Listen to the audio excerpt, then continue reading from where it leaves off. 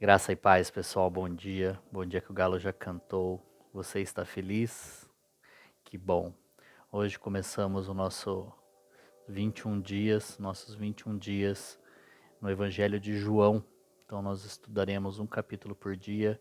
Você depois faça a leitura durante o dia, quantas vezes puder do mesmo capítulo, todos os dias. Amém? Eu sou o Ives Vise, bem-vindo ao canal. Todas as manhãs tem um devocional aqui. Pela glória de Deus, tem me sustentado e me encorajado a vir todas as manhãs fazer esse devocional, ter esse tempo de contato com a palavra e a reflexão na palavra do Senhor. Amém? Então curte, comenta e compartilha os vídeos, isso é muito importante para ajudar o YouTube a levar esse vídeo a mais pessoas, a ele, que a gente costuma falar, entregar a mais pessoas, né? Ele oferecer o vídeo para mais pessoas assistir. Você pode se inscrever aqui no botão inscreva-se, vermelhinho, e compartilhar, ele já dá o link para você jogar direto no WhatsApp, no seu status, nos grupos, aonde você quiser. Então, começamos hoje o Evangelho de João. Vou fazer um panoraminha super rápido aqui, tem que ser um pouquinho rápido para o vídeo não ficar longo também, né? Quero ver se amanhã eu faço ao vivo. Vamos ver se eu consigo configurar o YouTube aqui durante o dia para amanhã a gente fazer ao vivo às 6h30. Amanhã é feriado. Amém? Estará junto aqui junto, assistindo. Vamos ver. Então, o Evangelho segundo João, né? O João é conhecido como João Evangelista ou João Apóstolo, e tem o João Batista também, né? No começo eu confundia bastante, estava lendo de um achando que era de outro, a hora que eu vi estava no outro. E João é quem escreve também o Apocalipse. Depois ele está na ilha de Patmos e escreve o Apocalipse. Então João ele escreveu o evangelho dele depois de Mateus, Marcos e Lucas. Ele escreveu ali por volta de entre 80 e 95 depois de Cristo. E ele é conhecido como o apóstolo do amor, né? Então ele fala muito sobre o amor, sobre a divindade de Cristo, e ele escreve aos crentes para que tenham mais fé na graça e na salvação do Senhor, né? E ele apresenta o ministério de Jesus na Judéia, fala um pouquinho, ele é um pouco mais intimista, né? Ele fala um pouquinho mais da vida particular de Jesus e fala da sua divindade. Ele fala ele fala de 6 milagres de Jesus. E é isso. Então vamos lá. Então não vou ler o texto inteiro como eu sempre faço, né? Porque senão vai ficar um pouquinho longo. Então vou ler uns trechos aqui e a gente vai conversando, amém? Espero que você esteja com sua Bíblia. Se não tiver, pausa o vídeo, pega lá. Eu vou ler todos os dias na versão NVI, nova versão internacional. E aí você pode acompanhar aí também. Se tiver em outra versão, eu aconselho que escute e depois leia. Porque eu, pelo menos, quando alguém está lendo em uma versão e eu estou com outra aqui, eu não consigo acompanhar a leitura, eu me perco inteiro. Então, João, capítulo 1, no princípio era aquele que é a palavra. Ele estava com Deus e era Deus. Ele estava com Deus no princípio. Algumas traduções traz, no princípio ele era o verbo, né? Ele é a palavra vida, e no início ele já estava com Deus, ele estava lá na criação desde sempre, ele, o Espírito Santo e Deus Pai. Todas as coisas foram feitas por intermédio dele, e sem ele, nada do que existe teria sido feito. Nele estava a vida, e esta era a luz dos homens. As luzes brilham nas trevas, e as trevas não a derrotaram. Surgiu um homem enviado por Deus chamado João. Aqui ele está falando de João Batista. Então, quando for João Batista, que era primo de Jesus, João Evangelista, irmão de Tiago, filhos de Zebedeu. Então, surgiu um homem enviado por Deus chamado João Batista. Ele veio como testemunha para testificar acerca da luz, né? E aí eu pula para o versículo 10 aqui. Aquele que é a palavra estava no mundo, e o mundo foi feito por intermédio dele, mas o mundo não o reconheceu. Veio para o que era seu, mas os seus não o receberam. Contudo, aos que receberam, aos que creram em seu nome, deu-lhes o direito de se tornarem filhos de Deus. Eu acredito que já tenha falado aqui, mas esse é o meu versículo preferido. Que é a única coisa que a gente pode fazer, mas não é pelo nosso mérito, né? Por Ele mesmo também, que todos aqueles que o recebe e o aceita como Senhor e Salvador têm o direito de ser chamado filho de Deus. Porém, os quais não nasceram por descendência natural, nem pela vontade da carne, nem pela vontade de algum homem, mas nasceram de Deus. Lá em Romanos, como nós vimos, o apóstolo Paulo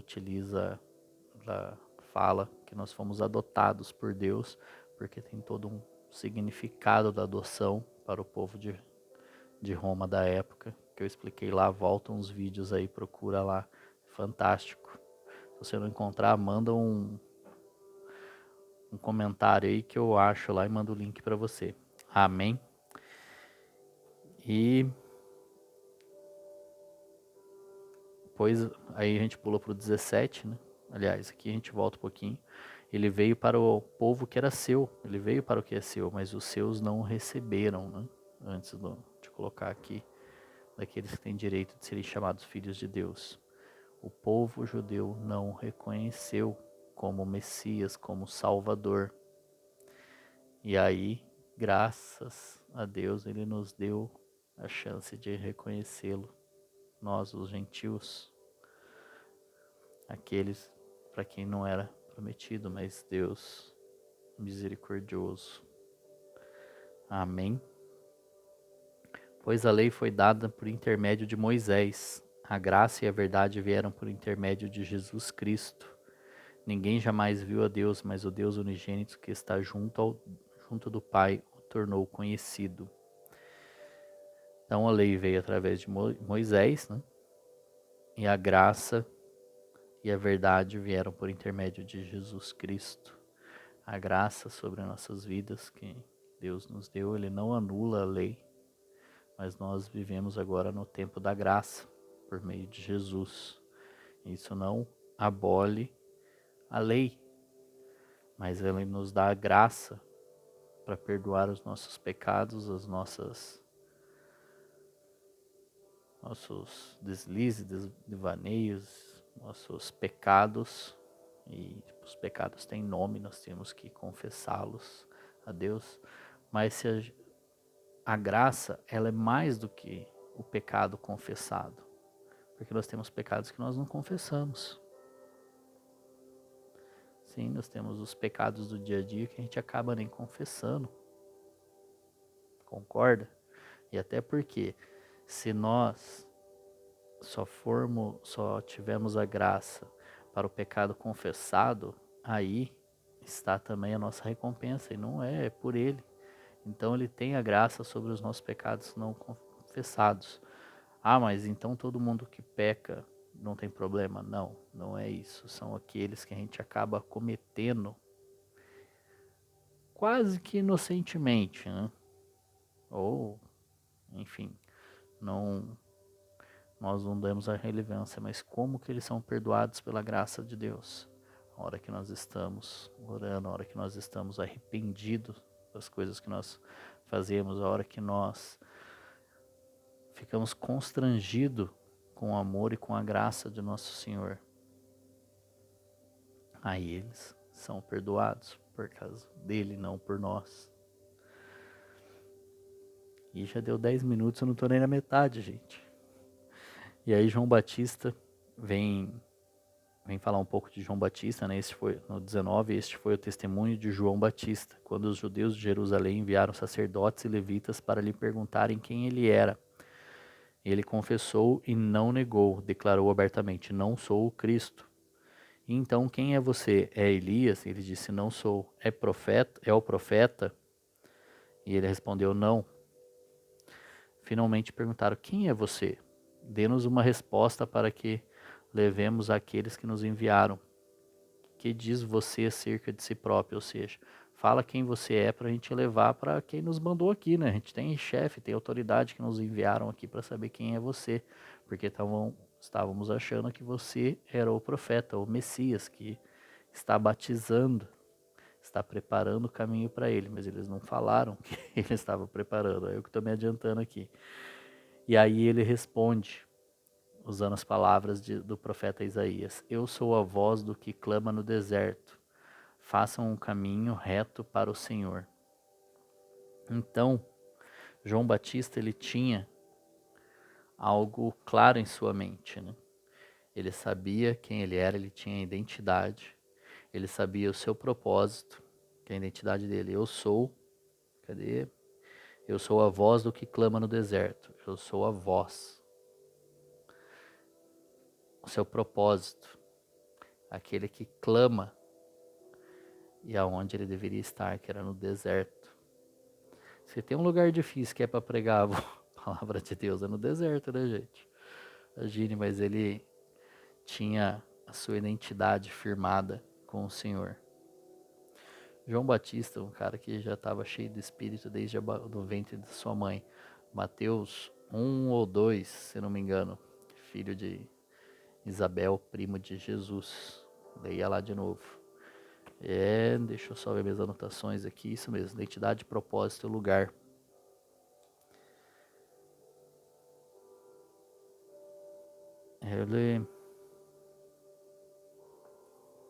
Esse aqui é a parte de outro. Então ele falou de João Batista. No versículo 29, no dia seguinte, João viu aproximando-se e disse, João viu Jesus, desculpa. Vejam, é o Cordeiro de Deus que tira o pecado do mundo. Este é aquele a quem eu me referi quando disse, vem depois de mim um homem que é superior a mim, porque já existia antes de mim. Eu mesmo não o conhecia, mas por isso é que vim batizando com água, para que ele viesse a ser revelado em Israel. Eu vi o Espírito descer dos céus como pomba e permanecer sobre ele.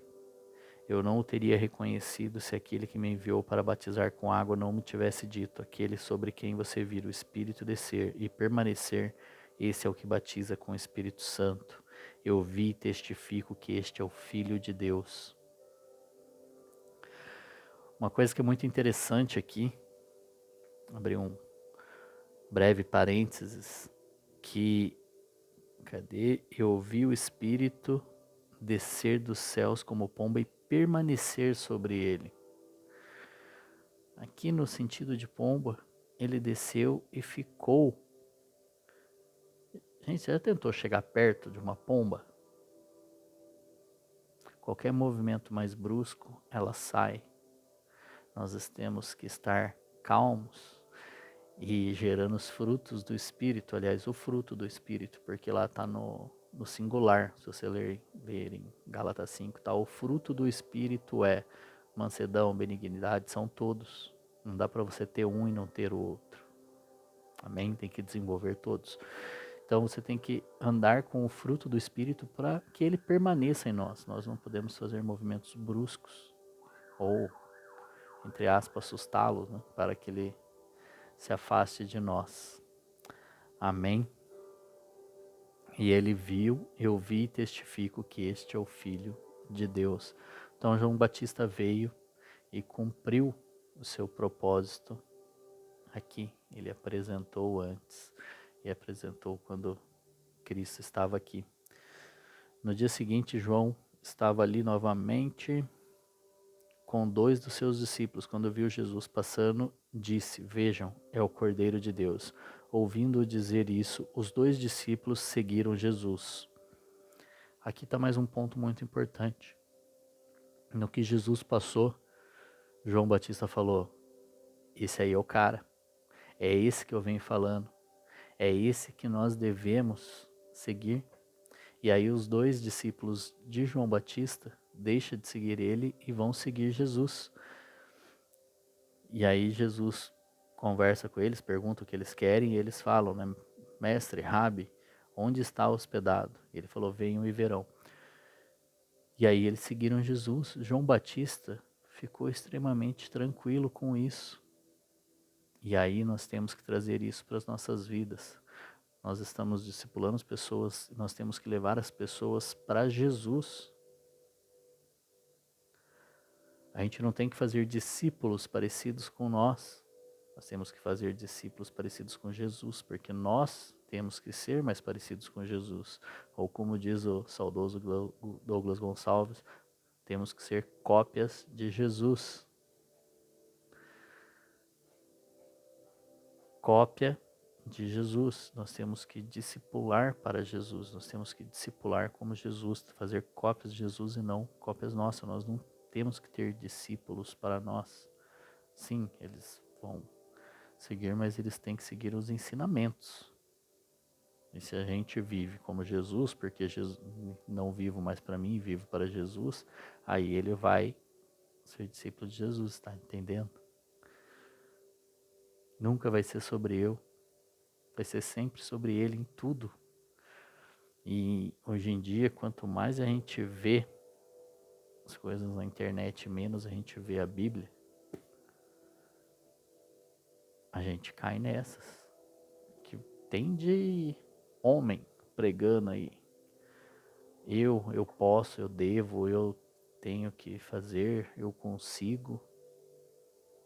Não, gente, é tudo por ele. Se você escuta muito eu, ó, sai fora. E aí a gente vem aqui os primeiros discípulos de Jesus, a partir do 35.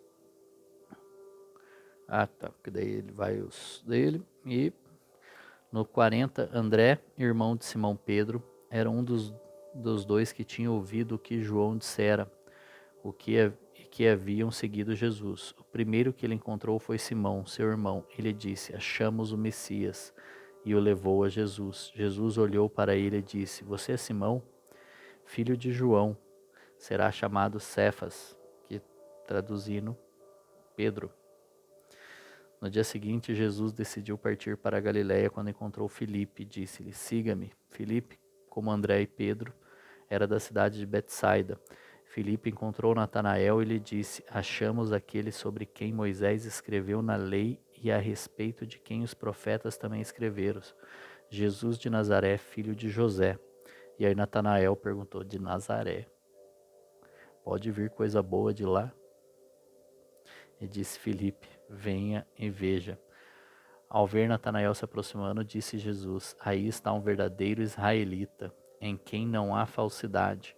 Perguntou Natanael: de onde me conheces? E Jesus respondeu: eu ouvi você quando ainda estava debaixo da figueira, antes de Filipe o chamar. Então Natanael declarou: mestre, tu és o filho de Deus, tu és o rei de Israel. E Jesus disse: você crê porque eu disse que o vi debaixo da figueira, você verá coisas maiores do que essa. E então acrescentou: digo a verdade, vocês verão o céu aberto e anjos de Deus subindo e descendo sobre o Filho do Homem. Amém. O encontro de Jesus com Natanael é uma coisa muito bonita, que Filipe só falou para Natanael, né? Aquele a qual os profetas escreveram, que Moisés escreveu, eu encontrei. E aí Jesus tem uma palavra de revelação, né? De sabedoria aqui sobre Natanael, que ele estava embaixo da figueira antes de Filipe o chamar. Se você tiver assistido The Chosen, ou assistir The Chosen e ver essa cena, não lembro se é na primeira ou na segunda temporada, é muito bonito, porque eles colocam lá o Natanael como num momento difícil, como naqueles momentos em que nós estamos, né, passando por confrontos emocionais, com dilemas emocionais muito grandes, ou passando alguma prova, passando alguma dificuldade, e aí a gente começa a questionar algumas coisas. E o Senhor vem e nos encontra. Pelo menos eu consegui ver dessa maneira no The Chosen, foi muito bonito. O The Chosen tem sido muito bacana, a gente tem conseguido assistir a Bíblia em 3D, mais ou menos assim. ler a Bíblia em 3D tem sido um tempo maravilhoso. E aqui terminamos o capítulo 1. Foi bem breve. Gostaria de ficar falando mais tempo, já deu 20 minutos, já tô de olho aqui. Mas o tempo é pequeno, né, para isso. Tem dia que a conversa aqui flui. Gostaria de ter mais gente para falando. Acho que eu gosto tanto de falar. Tenho tido uma paixão tão grande de falar por isso que eu acho que qualquer dia eu apareço num podcast aí, gente. Mas espero que você tenha gostado. Faça a sua leitura, leia de novo. Antes de dormir à noite, leia mais uma vez. Leia pelo menos 3 vezes no dia um capítulo de João. Você vai se maravilhar. Porque cada vez que você lê, você vai se atentar em algo. E como você vai estar em um tempo diferente do dia, se você lê uma vez de manhã, uma durante o dia e uma à noite, você vai estar no estado de espírito, de estresse ou de um momento de dia de cansaço diferente. E aí você vai ter percepções diferentes também. Isso é uma das coisas mais maravilhosas da Bíblia. Cada vez que você lê, você vê de um jeito. Amém? Então, curte, comenta e compartilha. Amém? Amanhã, não garanto, mas eu vou tentar ver se eu consigo fazer ao vivo. 6:30 da manhã. Marcamos, amanhã é feriado. Amém? Que Deus te abençoe. Um forte abraço, um beijo no seu coração e até amanhã.